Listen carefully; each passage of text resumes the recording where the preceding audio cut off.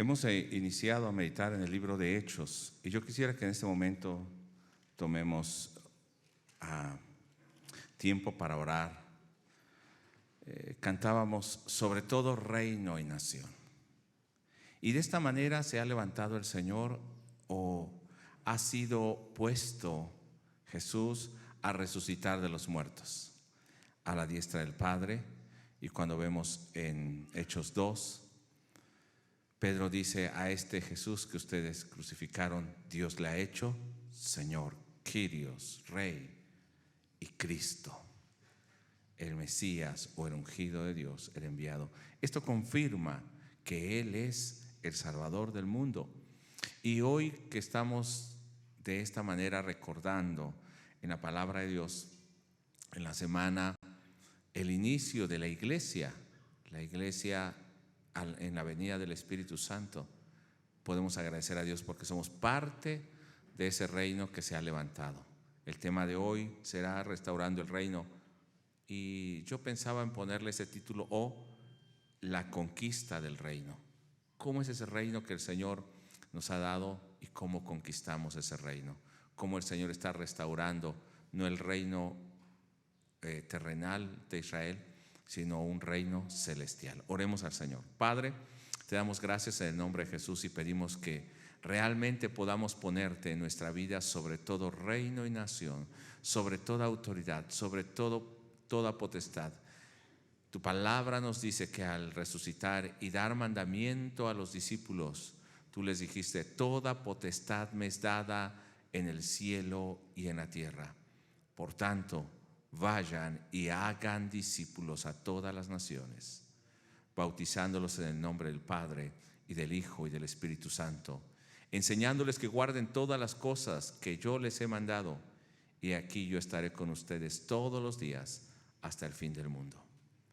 Ese reino se ha levantado, ha sido establecido y nosotros somos parte de ese reino.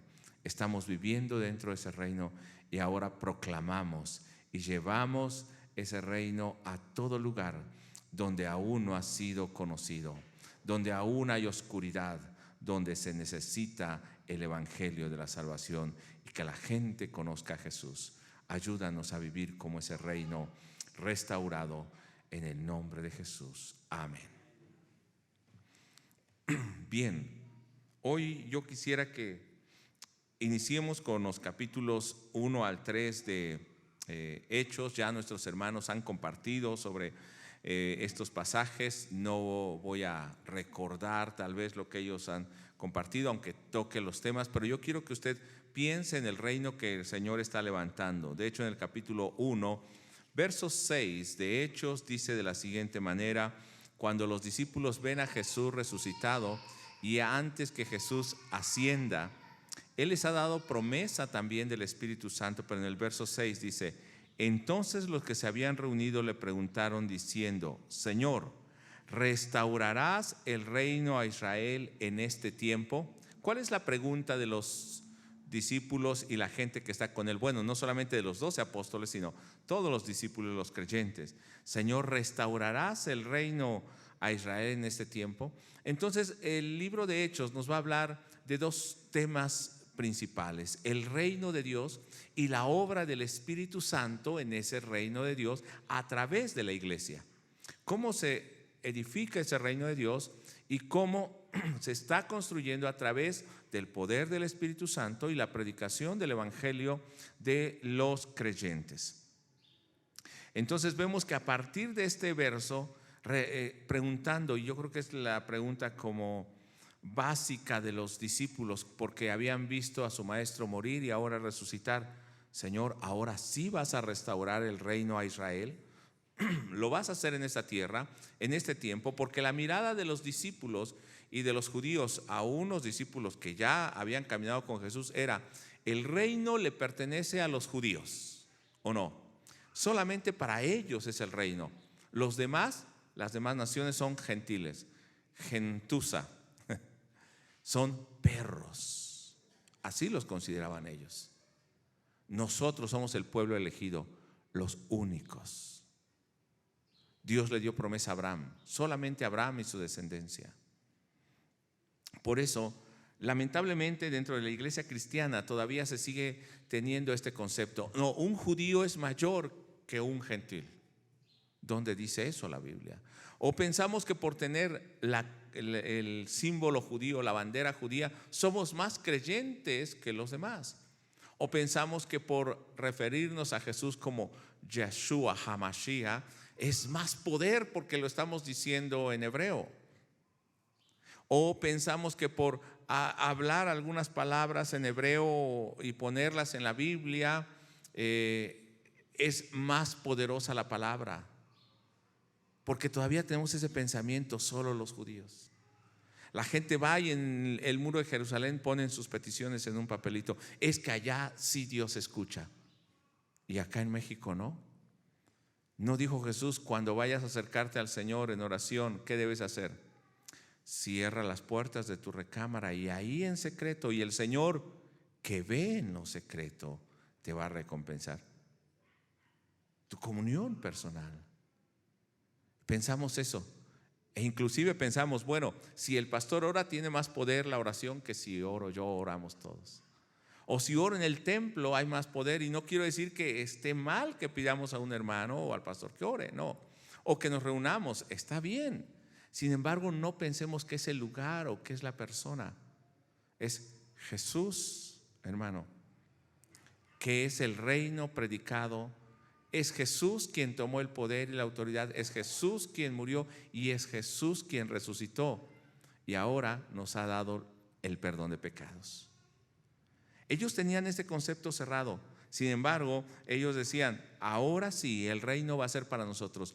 Jesús nos va a liberar del imperio romano. Vamos a volver a ser el reino como David o como en el tiempo de Salomón, un reino poderoso que conquistaba, donde Dios estaba ahí, donde había riqueza, donde estaba el templo, donde los enemigos eran sujetados, donde había sabiduría. Y todos dicen, qué hermoso reino. Pero ese era el reino que estaban pensando los discípulos, y Jesús va a levantar ese reino. Ahora Él es el rey y ciertamente Él es el rey. Pero a partir de este momento, y me detuve en este verso porque quiero que entienda, a partir de este momento se va a iniciar la expansión del reino de Dios por medio del evangelio de Jesús el Cristo. El Espíritu Santo va a estar obrando con poder, así como obró en Jesús, va a estar obrando ahora en los discípulos, en todos los creyentes, y va a impulsar el Espíritu Santo a todos los creyentes para que vayan hasta lo último de la tierra. Para los judíos, México en ese tiempo ni existía. Lo último era España. Por ahí terminaba la tierra. Pero ese evangelio ha llegado hasta nosotros el día de hoy. Pero no está hablando solamente de un límite geográfico, sino está hablando, este reino es para todas las naciones, para todas las lenguas, para todas las razas. Y como evidencia de ese reino que se está estableciendo, o que Dios está estableciendo un pueblo, ¿cómo lo va a mostrar? Y es lo que vamos a ver, cómo se muestra el establecimiento de ese reino. ¿Cómo lo va haciendo y cuál es la evidencia de ese reino finalmente? Primero, en el capítulo 1, versos 4 y 5 de Hechos, vemos que Jesús cumple la promesa del Padre, o les recuerda la promesa del Padre que les va a dar el Espíritu Santo. Y les dice en el verso 4 que se queden en Jerusalén porque deben esperar la promesa del Padre. ¿Y cuál es esa promesa del Padre? Dice en el verso 5, Juan nos bautizó con agua, pero ustedes serán bautizados ¿de qué manera? Con el Espíritu Santo dentro de no muchos días. ¿Qué había dicho Juan el Bautista acerca de Jesús?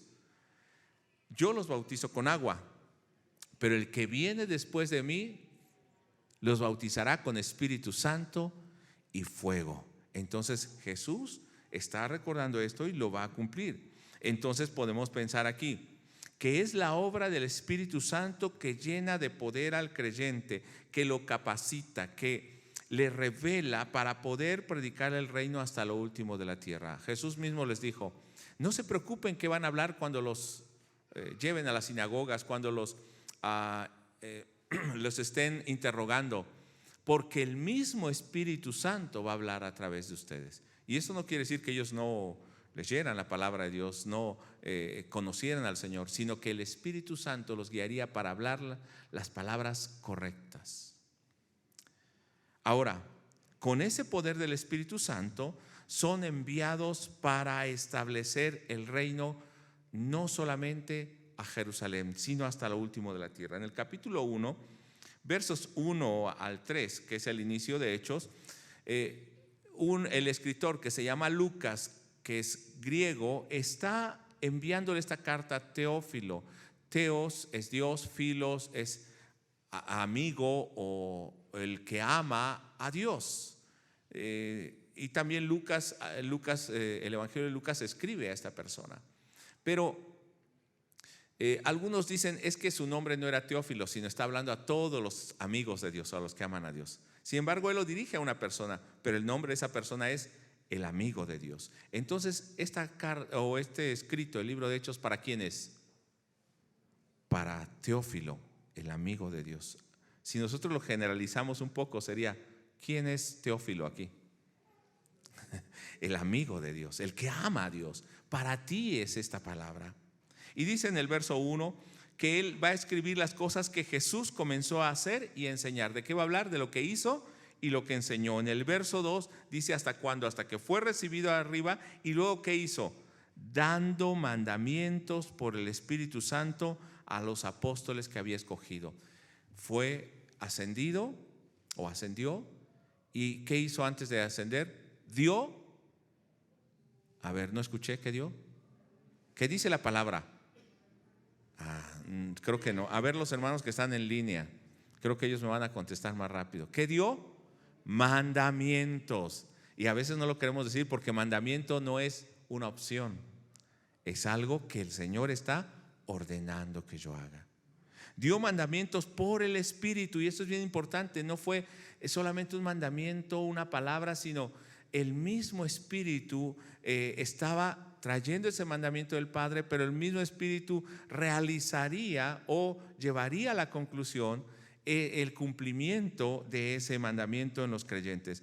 A los apóstoles, me voy a tomar un segundito ahí. ¿A quiénes les dio ese mandamiento? A los apóstoles que había escogido. Está hablando de los 12. Y dice que durante ese tiempo, ¿qué estuvo haciendo? Les estuvo hablando acerca del reino de Dios. Entonces los mandamientos que dio fue para aquellos que están en el reino de Dios y que van a ir y establecer el reino de Dios. Para los que están en el reino es ese mandamiento. La pregunta entonces que cambiaría la perspectiva de los discípulos en este momento es, recuerdan que ellos preguntaron, ¿restaurarás el reino a Israel en este tiempo? Porque Él les había estado hablando del reino. Por eso preguntan, entonces si lo vas a restaurar. Pero Él les dice en el verso 8, sí les está contestando. Mucha gente dice que no, pero Él les está contestando. Pero recibiréis poder cuando haya venido sobre vosotros el Espíritu Santo. ¿Qué van a recibir? Poder. Les doy mandamiento, pero el Espíritu Santo va a venir sobre ustedes. O sea, les va a estar recordando esa palabra, ese mandamiento. Y entonces dice, y me seréis testigos en Jerusalén, porque era donde querían establecer el reino. Pero luego les dice, en toda Judea, los judíos. Luego en Samaria, sus vecinos, que de hecho ellos pensaban que eran sus enemigos. Y les dice algo más, y hasta lo último de la tierra. O sea, ese evangelio y ese reino no es para Jerusalén, no es solo para los judíos, es para Jerusalén. Allí va a empezar, en Judea, en toda la nación, con los samaritanos, sus vecinos, y hasta lo último de la tierra. Pero algo que les dice bien importante, y me serán testigos. ¿Sabe cuál es la palabra en griego de testigos? Mártires, que se escucha muy parecido en español a una palabra que conocemos, mártires. Y de hecho es esa palabra.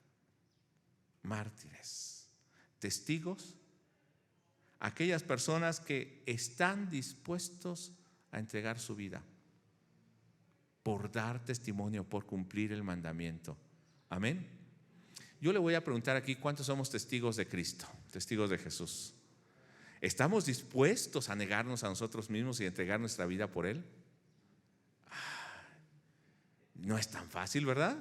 Porque empieza el orgullo, porque empieza mi necesidad, porque empieza mi deseo, porque empiezan mis gustos, porque empiezan mis tentaciones, el deseo de mi carne. Pero dice, si tú realmente has sido llamado y enviado, debes ser testigo.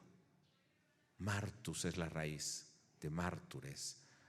Van a ser testigos. Quien dé testimonio van a ser mártires por causa de mí.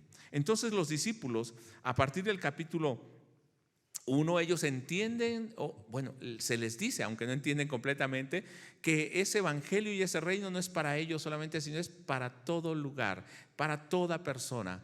Hoy cantábamos sobre todo reino, poder, sobre toda ley. Jesús está sentado sobre cielo y sobre tierra con autoridad. Pero vea el capítulo 8, verso 1, cuando matan al primer mártir, ¿que era quién? Esteban. Y Pablo estaba ahí, o Saulo todavía. Y dice en el verso 1, cuando mataron a este hermano, no veremos todo, pero allí inicia, ellos seguían en Jerusalén, seguían aferrados ahí. Hermanos, aquí seguimos en Centro Discipular, ¿no? Pero tal vez Dios nos está enviando a ir más allá, a tu vecino, a tu amigo, en tu trabajo, a extender el reino de Dios. Capítulo 8, verso 1 dice, Saulo consentía en su muerte. En aquel día hubo una gran persecución contra la iglesia que estaba en Jerusalén, y todos fueron esparcidos por la tierra ¿de dónde? De Judea y de Samaria, salvo los apóstoles. ¿Y qué había dicho Jesús acerca del Espíritu Santo? Cuando venga el Espíritu Santo me serán testigos ¿dónde? En Jerusalén, toda Judea y en Samaria. O sea que como ellos no se movían, ¿qué hizo el Espíritu Santo? Trajo esta persecución. Fueron o empezaron a ser mártires, a morir por causa del evangelio. Y entonces empiezan a ser perseguidos. Y donde quiera que ellos iban, ¿qué hacían? Iban compartiendo el evangelio de Cristo. ¿Por qué crees que estás en ese trabajo? ¿Por qué crees que estás en la universidad? ¿Por qué crees que estás viviendo en ese lugar? Porque ahí el Señor quiere que tú seas testigo. Y vea también cómo ahora ellos empiezan a ser testigos a los gentiles. ¿Y qué dijo Jesús? Jerusalén, toda Judea, en Samaria, ¿y hasta dónde? Y hasta lo último de la tierra. En el capítulo 2 de Hechos, versos 16 al 18, nosotros vemos cómo Pedro está hablando acerca de la venida del Espíritu Santo y está diciendo, esta venida del Espíritu Santo es lo dicho por el profeta Joel. O sea, el profeta Joel ya había hablado de esto. Jesús habló de esto y ahora se está cumpliendo con la venida del Espíritu Santo. Y dice en el verso 17, y en los postreros días, dice Dios, derramaré de mi Espíritu sobre toda carne. ¿Ellos habían recibido el Espíritu en ese momento? Entonces, ¿qué marcaba ahí, hermanos? Los postreros días. No estamos hablando de los días cuando se termina la historia, sino a partir de ese momento empiezan los postreros días. ¿Y hoy dónde estamos viviendo? En los postreros días. Desde ese momento hasta ahora, hasta que el Señor venga. Pero vea lo que dice, en esos postreros días voy a derramar mi espíritu sobre toda carne. Y verso 18, y de cierto sobre mis siervos y sobre mis siervas, en aquellos días derramaré de mi espíritu y ¿qué, hermanos? Profetizarán. Voy a derramar mi espíritu para que ellos puedan hablar la palabra de Dios. Y en el capítulo 2, verso 6, lo podemos ver. Dice, cuando viene el Espíritu Santo, y hecho este estruendo, se juntó la multitud y estaban confusos, porque cada uno les oía hablar en su propia lengua. Entonces, ¿qué empezaron a hacer cuando vino el Espíritu Santo? A hablar, a profetizar. ¿Y ahora en qué estaban hablando? En un idioma que ni ellos conocían primero, en lenguas que los demás podían entender. Dice que habían ahí partos, medos, elamitas, de todo Mesopotamia, de Frigia, Panfilia, y cada uno lo oía hablar en su propia lengua. El Espíritu Santo, ¿qué estaba haciendo? Llevándolos a hablar el evangelio. Venían de todos esos lugares y cuando ellos reciben a Jesús, ¿a dónde cree que llevarían ese evangelio? A los lugares de donde ellos venían, en su propia lengua. Entonces, ¿qué está haciendo el Espíritu Santo? ¿No está cumpliendo lo que dijo? Me serán testigos, ¿dónde? En Jerusalén, en toda Judea, en Samaria y hasta lo último de la tierra. Está preparando todo ese camino, está restaurando y estableciendo el reino. En el verso 11, cuando nos está hablando de todas las lenguas que habían ahí, cretenses y árabes, lean conmigo: les oímos hablar en nuestras lenguas las maravillas de Dios. El Espíritu Santo hizo que profetizaran, que hablaran las maravillas de Dios. ¿Qué estamos haciendo nosotros cuando predicamos, hermano? ¿Estamos hablando de las maravillas de Dios o los chismes que sabemos de alguien? Cuando alguien venga y le venga a contar un chisme, ¿sabe qué haga? Gracias, hermano, me voy. No escuche los chismes de otra persona, sean ciertos o falsos, porque eso no le edifica. ¿Qué es lo que usted tiene que hablar, hermano? Las maravillas del reino de Dios. Hable de eso cada día. Y vea cómo después el mismo perseguidor Pablo, que estaba ahí cuando mataron a Esteban, él recibe al Señor Jesús. Jesús se le aparece y le dice: te es necesario sufrir por causa de mi nombre. En el capítulo 9, verso, si no me equivoco, el 16, 9, déjame ver, 9, 16. Así, porque yo le mostraré cuánto le es necesario padecer por mi nombre. Pablo, también vas a ser testigo, también vas a ser mártir para llevar ese evangelio hasta lo último de la tierra. Pero ahora veamos en Hechos 13, cuando él empieza su viaje misionero. Él pasó 14 años conociendo al Señor. De hecho se fue a Arabia y luego Bernabé lo trajo y le hizo conocer a la iglesia y anduvo predicando, pero hasta que inició su primer viaje misionero pasaron más o menos de 14 a 17 años. Bueno, pero en el capítulo 13 de Hechos él empieza a predicar el evangelio del reino de Dios. Y dice en el verso 32, cuando está en Antioquía de Pisidia, él les está diciendo a los judíos que están ahí que maldicen a Jesús, que rechazan el evangelio. Les dice en el verso 32: y nosotros también nos anunciamos el evangelio de aquella promesa hecha a nuestros padres, o sea, la venida del Espíritu Santo, Jesús que vino, pero también el perdón de pecados. Verso 33: la cual Dios ha cumplido a los hijos de ellos, a nosotros, resucitando a Jesús, como está escrito también en el Salmo 2: mi hijo eres tú, yo te he engendrado hoy. Verso 38: sabed pues esto, varones hermanos, que por medio de él se nos anuncia perdón de pecados. ¿Qué está haciendo aquel que antes perseguía a los cristianos? Está yendo a Antioquía de Pisidia, a otros lugares, saliendo de Jerusalén, saliendo de Judea, a compartir el evangelio. De hecho, Pablo va a decir, cuando ya quiere ir a Roma, dice: todo lo he llenado del evangelio, hasta Ilírico. O sea, tal vez era lo más lejos que él había llegado. Dice: todo lo he llenado del evangelio del Señor, en el mundo conocido de ese tiempo. En el verso 44 del capítulo 13, donde estamos, dice que a partir de ese momento los que oyeron a la siguiente semana, el siguiente día de reposo, vienen a escuchar la palabra. Pero en el verso 46 les dice: entonces Pablo y Bernabé, hablando con denuedo, dijeron: a vosotros a la verdad es necesario que se os hablase primero la palabra de Dios. Mas puesto que la desecháis y no os juzgáis dignos de la vida eterna, he aquí nos volvemos a los gentiles. O sea, el reino ahora claramente se está estableciendo. Escuchen, los judíos lo están rechazando. Ahora, ¿quiénes nos vamos? A los gentiles, a todo el mundo. O sea, todo el mundo era gentil para ellos. Dice: porque así nos mandó el Señor, verso 47, diciendo: te he puesto para luz a los gentiles, a fin de que seas para salvación, lea conmigo, hasta lo último de la tierra. ¿Ese evangelio a dónde tiene que llegar? Hasta lo último de la tierra. Ahí se tiene que establecer. ¿Y quién tiene que llevar ese evangelio ahora? A ver, ¿dónde están nosotros? Yo. A ver, dígalo así: yo. No es aquel, no es el otro, no es el pastor. Bueno, sí, el pastor también, pero es yo. Pero siempre decimos: el pastor tiene la obligación de. Los que tienen un ministerio, no, yo, cada uno de nosotros.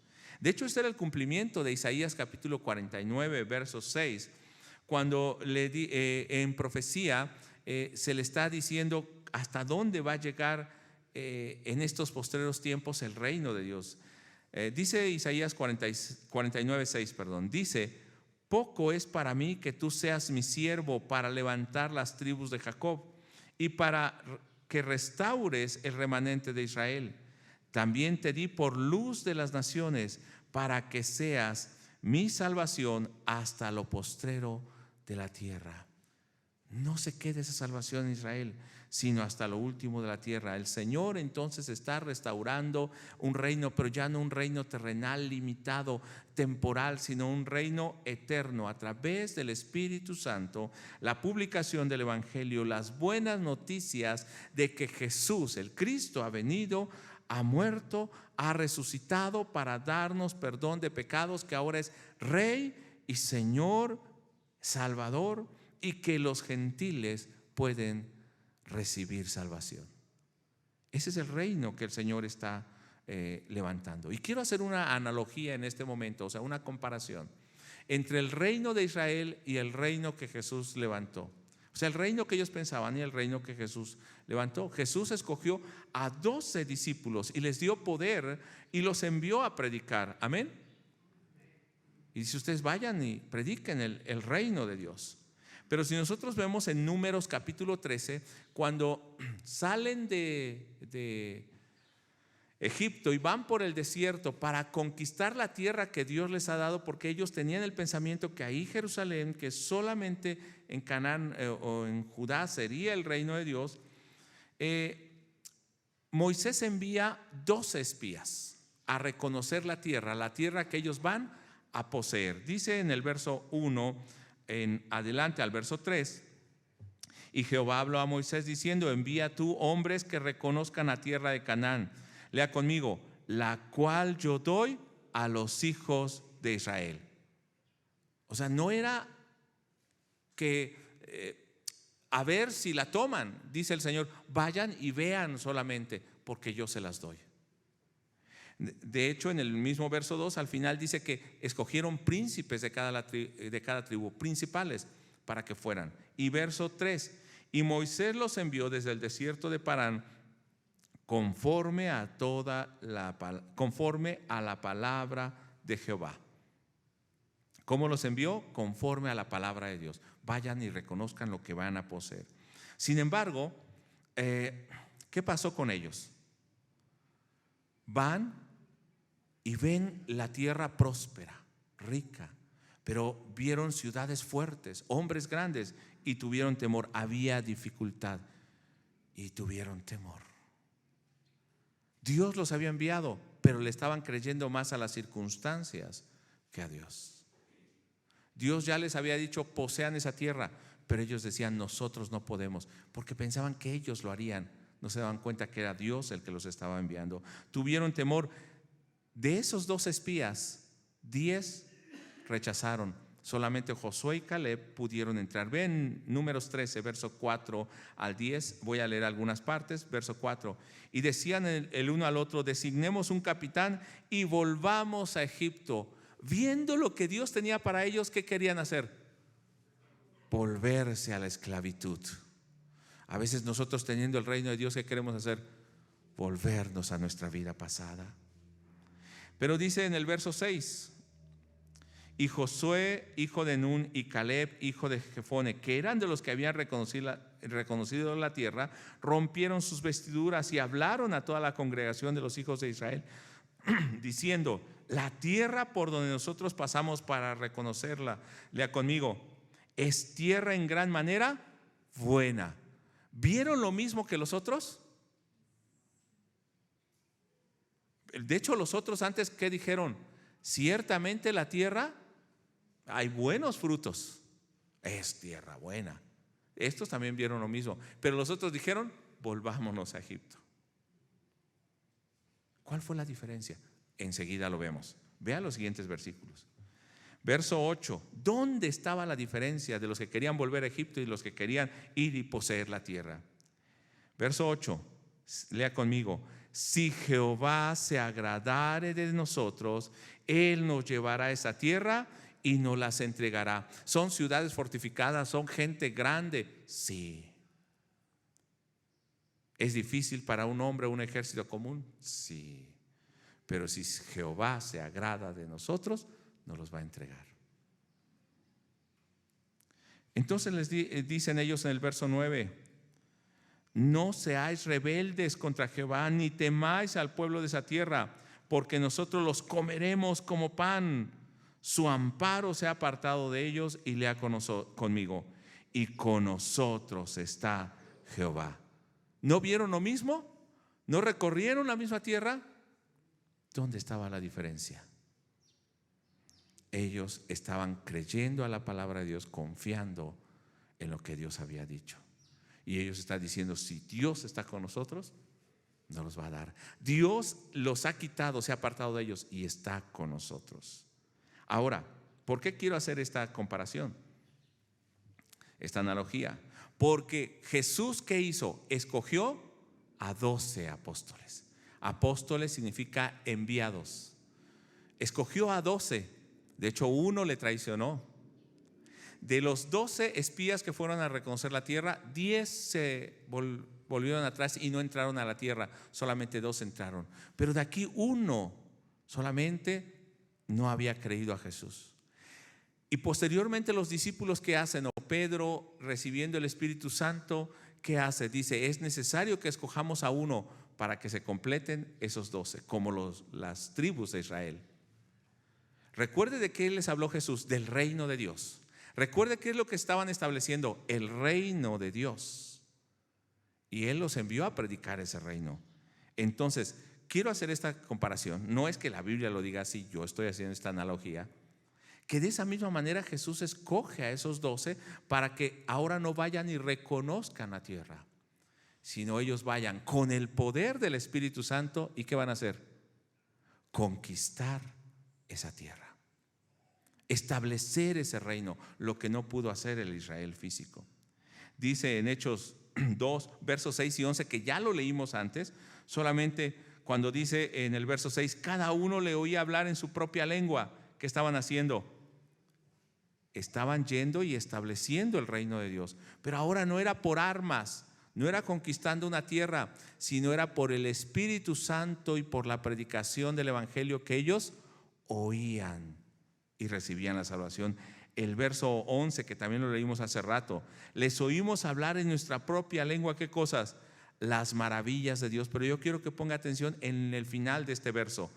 ¿Qué quiere decir esto? Pregunta esa gente, ¿no? Bueno, ahora sí les oímos. ¿Qué quiere decir esto? Y esto es lo que yo quiero que ustedes también entiendan. Pedro había dicho en el capítulo 2 que es la promesa de Dios, enviar el Espíritu Santo y derramar su Espíritu sobre toda carne. Y no está hablando solamente de la venida del Espíritu Santo cuando hablaron en lenguas, sino al hablar el Evangelio, ¿qué estaban haciendo las demás personas? Oír ese mensaje del Espíritu Santo, y se derramaría sobre ellos también el poder del Espíritu Santo. Pedro les dice: recibirán el don del Espíritu Santo. Cuando los gentiles escuchan hablar de Jesús en el capítulo 10 por Pedro, ¿qué hacen cuando están escuchando el Evangelio? Reciben también el Espíritu Santo como señal que son parte de ese reino. Pero el verso 21, ¿qué significa esto? La promesa de que venga el Espíritu Santo, que profeticen. Verso 21, lea conmigo: y todo aquel que invocare el nombre del Señor será salvo. Ahora ese reino se está estableciendo a través de la predicación del Evangelio y de la salvación. Y en el verso 22, Pedro les está diciendo a los oyentes: varones israelitas, oíd esta palabra. Vea cómo se establece el reino de Dios, cómo son salvos. Jesús Nazareno, varón aprobado por Dios entre vosotros con maravillas y prodigios y señales que Dios hizo. Ustedes saben que Jesús caminó entre nosotros, hizo maravillas. Y esta resurrección y la venida del Espíritu Santo está diciendo que Él es el varón aprobado por Dios. Verso 24. Está diciendo que aún no podía retenerle la muerte. Y dice: suelto los dolores de la muerte, por cuanto era imposible que fuese retenido por ella. Él venció a la muerte. Él fue confirmado por el Padre. Él ha vencido a la muerte. ¿Y ahora qué hace cuando Él vence a la muerte? Entra y establece el reino. Envía a sus discípulos a establecer el reino. Mateo 28, versos 18 al 20. Todos lo sabemos, no lo voy a leer. Pero en Marcos capítulo 13, ¿qué le dice? cuando está llamando a sus discípulos. Después subió al monte y llamó a los que él quiso y vinieron a él y estableció ¿a cuántos? A 12. ¿Para qué propósito? Para que estuviesen con él. Y luego, hermanos, para enviarlos a predicar. ¿Cuántos ya recibimos al Señor? Le estamos conociendo. ¿Y qué nos dice el Señor ahora? ¿Qué falta? Ahí dice, ¿no? A los que Él llamó, los envía a predicar. ¿Qué es lo que nos está haciendo falta, hermanos? Ir a predicar. Día a día, en tu casa, con el vecino, en el trabajo. ¿Lo estamos haciendo? ¿Estamos estableciendo ese reino? Verso 15. Pero no solamente los envió a predicar, y les dio autoridad para sanar enfermos y echar fuera demonios. Y nos va a mencionar a los discípulos, a los apóstoles. Entonces, Él los llamó, están con Él, aprenden, les da poder y los envía a predicar. Nosotros hemos conocido al Señor, tenemos el Espíritu Santo. Él nos está enviando a predicar ese evangelio. Ahora, ¿cómo muestra la llegada de ese reino que se está restaurando o que ha sido restaurado?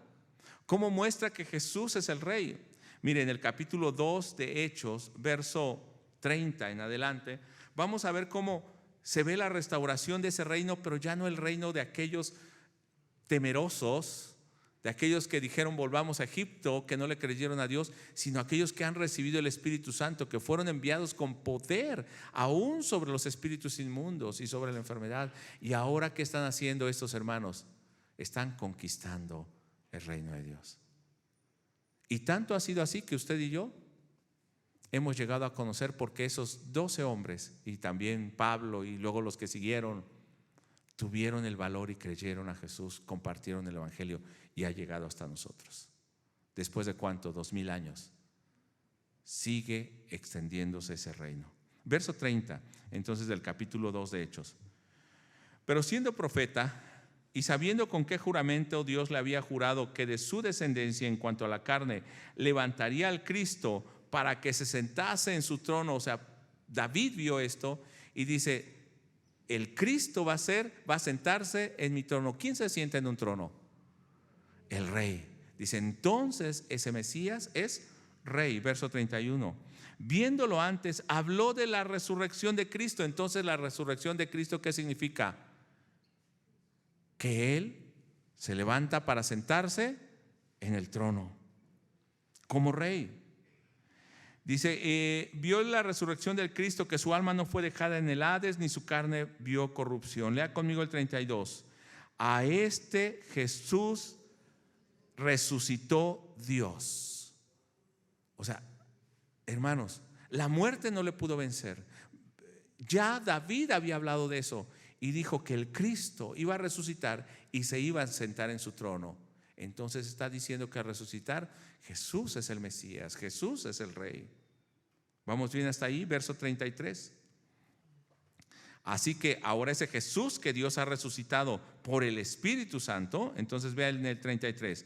Así que exaltado por la diestra de Dios y habiendo recibido del Padre la promesa del Espíritu Santo, ha derramado esto que vosotros veis y oís. Este derramamiento del Espíritu Santo confirma que el Padre lo resucitó y que ahora está a la diestra del Padre. Él tiene la promesa, Él mismo ha dado el Espíritu Santo. Él es Señor. Verso 36. Sepa pues ciertísimamente toda la casa de Israel que a este Jesús a quien vosotros crucificasteis, Dios le ha hecho Señor y Cristo. Y este Señor y Cristo que hizo, envió a sus apóstoles para que hablaran de ese reino, un reino celestial. Verso 37. Al oír esto se compungieron de corazón, o sea, se arrepintieron, se dolieron, tenían un profundo dolor en su corazón por lo que habían hecho de entregar a Jesús, y dijeron a Pedro y a los apóstoles, varones hermanos, ¿qué haremos? Y esto debe ser el momento decisivo en la vida del creyente o en el no creyente que llega a conocer al Señor, cuando se enfrenta y entiende que por causa de nuestro pecado Jesús fue muerto, pero Él ha resucitado y que ahora nos invita a ser parte de ese reino. ¿Qué haremos? ¿Qué debo hacer para cambiar mi vida? Pedro les dijo: arrepentíos y bautícese cada uno de vosotros en el nombre de Jesucristo para perdón de los pecados, y recibiréis, igual que ellos, el don del Espíritu Santo. Porque para vosotros es la promesa, lea conmigo, para vuestros hijos y para todos los que están lejos, para cuantos el Señor llamare. O sea, no es solamente para mí, para esta iglesia, para los judíos, es para todos los que el Señor está llamando. Y en el capítulo 28, verso 18 al 20, usted conoce este pasaje bien. Por medio de la enseñanza de los discípulos, ese reino se está extendiendo. Y en el verso 19 dice: entonces ahora, como yo tengo toda autoridad, dijo en el verso 18, tengo toda autoridad donde, en cielo y tierra, soy el rey, he establecido un reino y yo los envío a ustedes. Entonces, ¿cómo van a establecer ese reino? ¿Cómo van a restituir ese reino que se había perdido? ¿Cómo van a conquistar esta tierra? Vayan y hagan discípulos a todas las naciones, bautícenlos, enséñenles que guarden todo lo que les he mandado. ¿No dice así la palabra de Dios? Así se establece el reino hoy, así se conquista el reino de los que no tienen temor, de los que no se vuelven atrás, aquellos que se han arrepentido, han aceptado ese reino y ahora pueden compartirlo tal y como Jesús lo enseñó. Marcos 16, verso 15 y 16 dice que por medio de la predicación del evangelio de la salvación se establece ese reino. Y les dijo: id por todo el mundo. ¿Y qué deben hacer? Predicad el evangelio a toda criatura. El que creyere y fuere bautizado será salvo, pero ¿qué dice? Mas el que no creyere será condenado. ¿Por qué nos está estableciendo ese reino? Porque tú y yo no estamos yendo a predicar ese evangelio.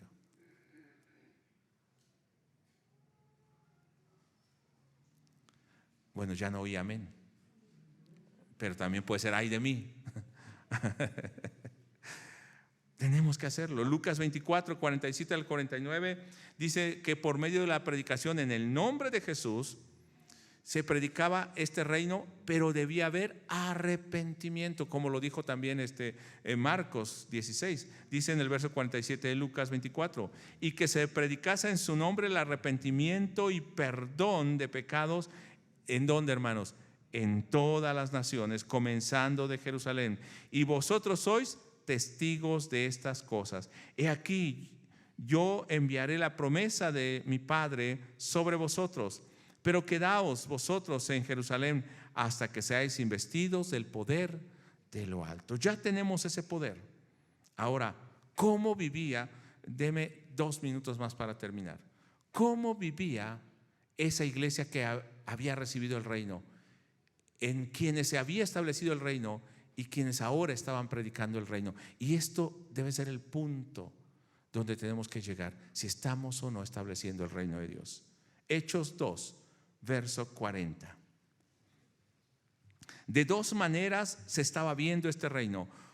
En la iglesia, en esos creyentes, una vida de culto y comunión. ¿Cuántos decimos amén? ¿Le gustaría ser como esa iglesia? Amén. Verso 40: y con muchas otras palabras testificaban y les exhortaban diciendo: sed salvos de esta perversa generación. ¿Cuántos creemos que hemos sido salvos de esta perversa generación? Amén. ¿O seguimos viviendo como los demás, hermanos? Ya recibimos a Jesús, pero ya no tenemos que vivir como los demás. Verso 41: así que los que recibieron su palabra fueron bautizados.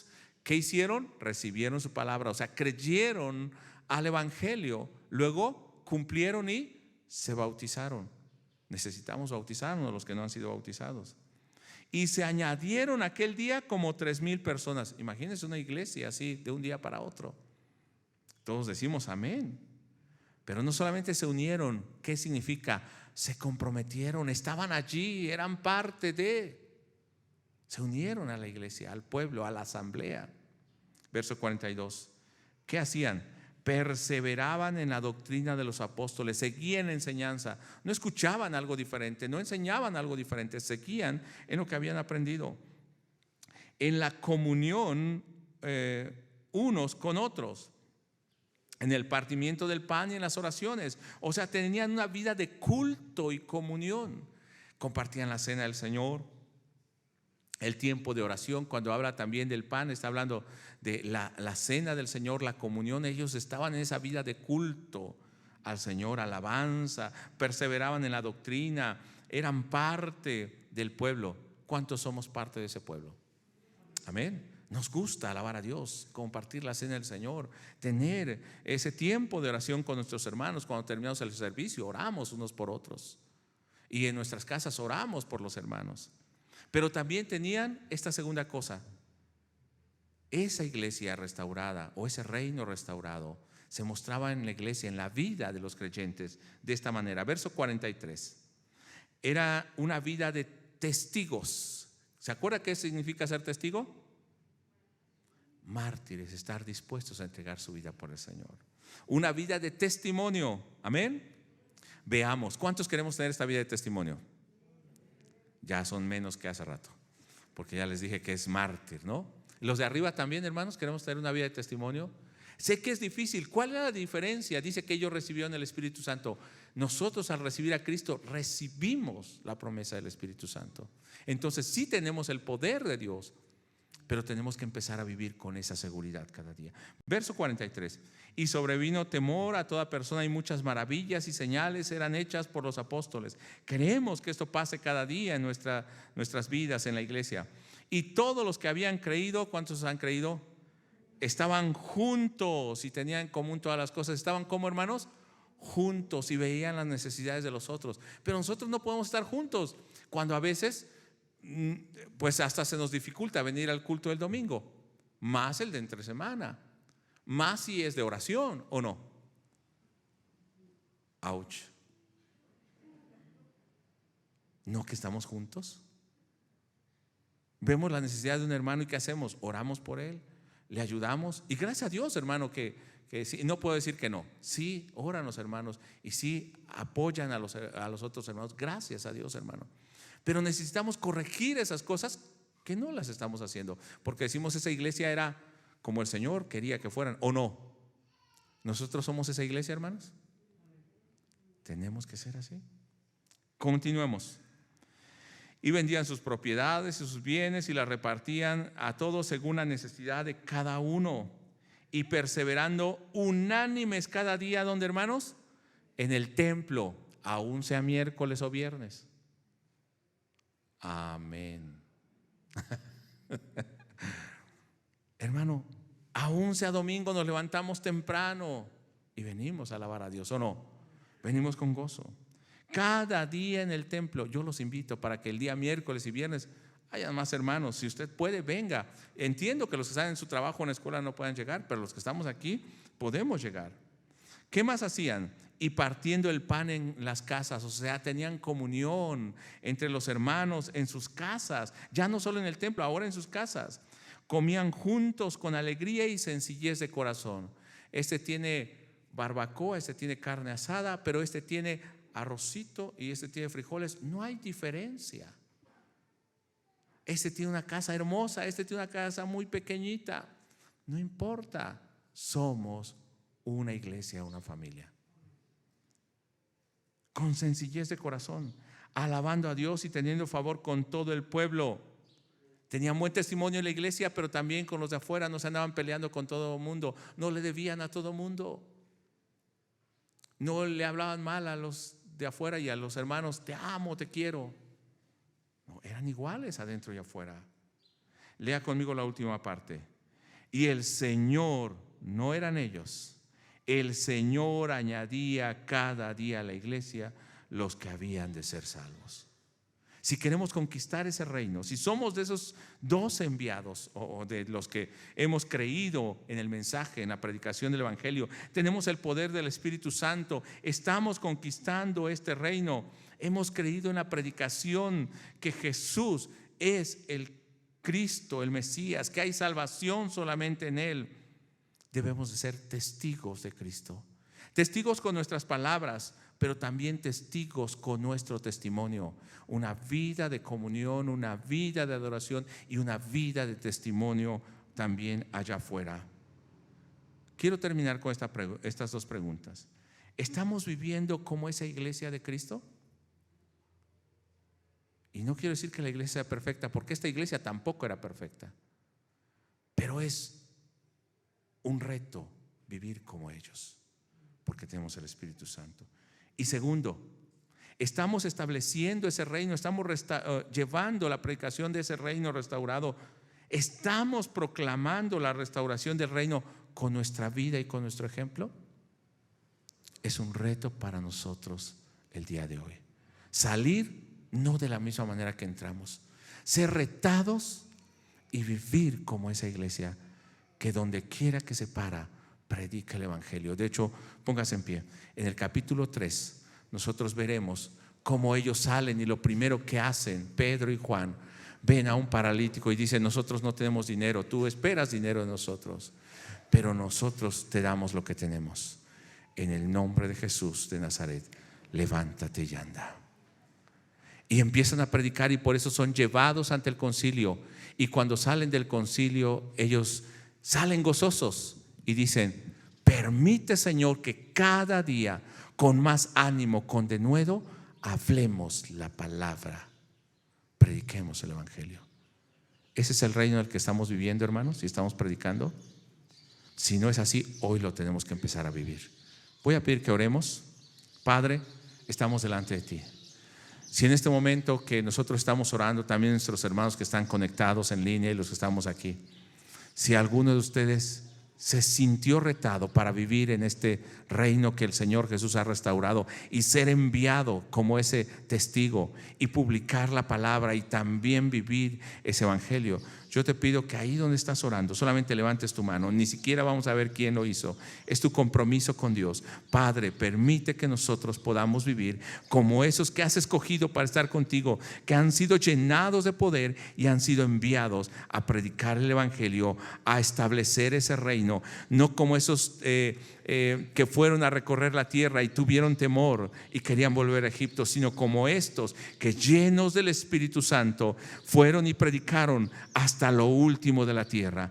Este hombre, esta mujer que está aquí y está haciendo este compromiso, sea usado por ti, inclusive, Señor, en su propia vida, y que de esta manera, Señor, el reino tuyo crezca. No estamos hablando de números o hablando de congregaciones, estamos hablando del reino eterno celestial que Cristo ha traído y establecido en nosotros. Nos ponemos en tus manos y, Señor, queremos vivir con este compromiso cada día, en el nombre de Jesús. Amén. Gloria a Dios. Tome su lugar, hermano.